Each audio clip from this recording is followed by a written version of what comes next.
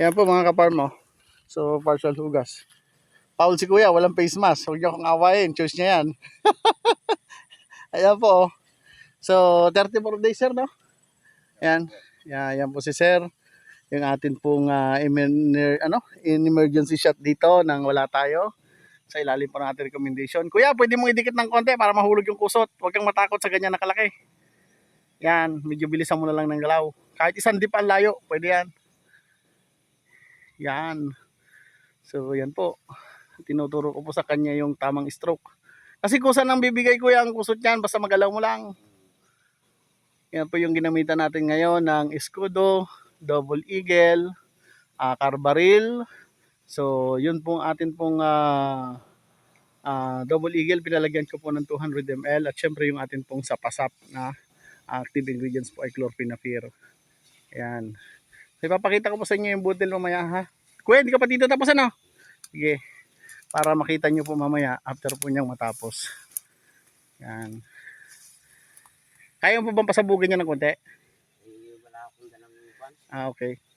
Sige. Basta tansyahin mo lang na tinatama mo lahat, ha? Yan. Yan. Ang buhay po kasi natin ay nasa sprayman. Kahit po gaano kagaling yung laso na tinitimpla natin sa drum, kung hindi po tama yung paggamit. Kuya, yung nahuhulog na yan, kusot na talaga mahuhulog yan. Yun. At ang mahuhulog lang dyan yung mga walang laman ng tangkay. Ang tawag doon ay ulila. Ang pangalan mo, kuya? Panho, Rodel ho. Kaso nga yung ibuday ang tanay sa Parang iba ang kasama mo nung nakita kita sa Gloria. Ha? May kaangkas ka eh. Pareho kayo lalaki. Tapos si madami. Ayan po. Ayan. Ayan po yung mga butil. Oh. Ayan. So, sa Gloria. Ang mukha kita eh. Yan. Yan po. Ang hitsura ng atin pong in-emergency shot na humingi po sa atin ng second opinion yung isa pong kababayan natin na nagmamangga dito sa bayan po ng Bungabong. So, sir, kung hindi in-emergency shot, anong palagay mo? Wala na. Good. Masama na ang itsura eh. Goodbye na, no? So, naniniwala ka na sa emergency shot ngayon? Dati hindi ako nag-emergency. Isang approve mo na dyan. Yan. Ano masasabi mo kay Kaparm?